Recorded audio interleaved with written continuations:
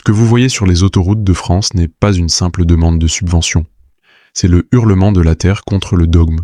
C'est le choc frontal entre l'homme du réel, celui qui vit de la pluie, du soleil et du sang de ses bêtes, et l'homme de la vision, le bureaucrate de Bruxelles, qui vit de tableurs Excel et d'utopies hors sol.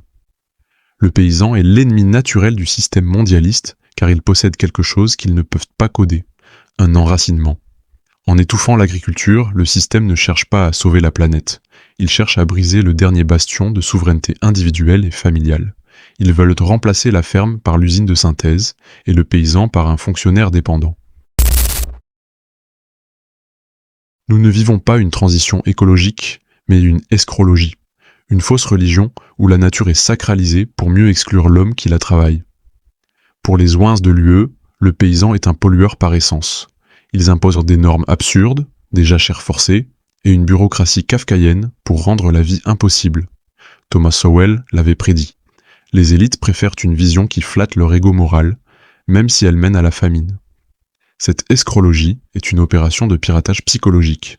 On fait culpabiliser celui qui nourrit le monde pour justifier son élimination. C'est le mépris de la classe bavarde pour la classe productive. L'une des facettes les plus sombres de cette crise est l'abattage forcé du bétail, sous prétexte de normes sanitaires ou de réduction carbone. Pour un éleveur, ces bêtes ne sont pas des unités de production, c'est le travail d'une vie, une lignée, une relation sacrée avec le vivant. Forcer un homme à envoyer des animaux sains à l'abattoir est une forme de torture psychologique. C'est une attaque directe sur son sens, au sens de Frankl. On lui retire sa raison d'être. En détruisant le cheptel, on détruit l'autonomie alimentaire et on prépare le terrain pour la viande de laboratoire, contrôlée par les multinationales. C'est le passage de la vie à la simulation. Le Mercosur est le visage de l'hypocrisie impériale. L'Union européenne impose aux paysans français des contraintes d'une dureté biblique, pour ensuite ouvrir les vannes à des produits venant du bout du monde, gorgés de pesticides interdits et élevés sur des terres déforestées. Ce n'est pas de l'économie, c'est un sabotage. Le but est de briser les prix pour forcer la faillite des exploitations locales. On étrangle le producteur local au nom de la vertu, et on enrichit le spéculateur global au nom du profit.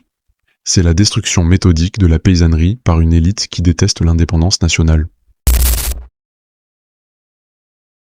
L'envoi de blindés de la gendarmerie face à des tracteurs à Rungis ou aux portes de Paris marque un tournant psychologique.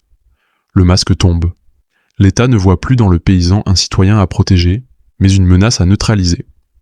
Quand le gouvernement déploie des véhicules de guerre contre ceux qui demandent simplement le droit de travailler, il avoue sa propre faiblesse.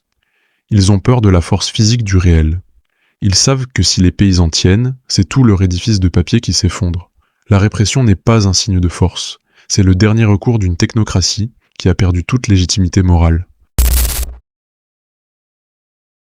Viktor Frankl nous disait que le sens de la vie se trouve souvent dans la responsabilité envers une œuvre ou une personne. Pour le paysan, cette œuvre est la terre.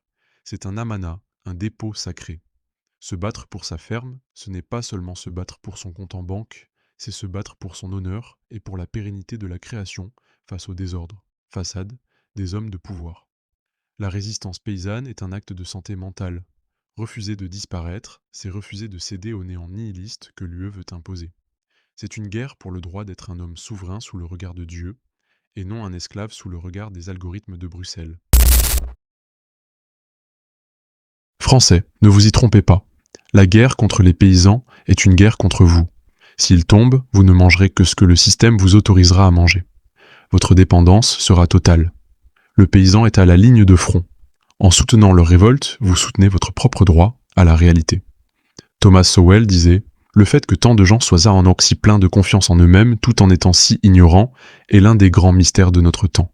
Ce mystère est en train de se dissiper dans la fumée des pneus brûlés. La réalité revient et elle ne demande pas la permission. Cultivez votre force, refusez le mensonge de l'escrologie et rappelez-vous que la seule souveraineté qui dure est celle qui prend racine dans la terre et dans la foi. »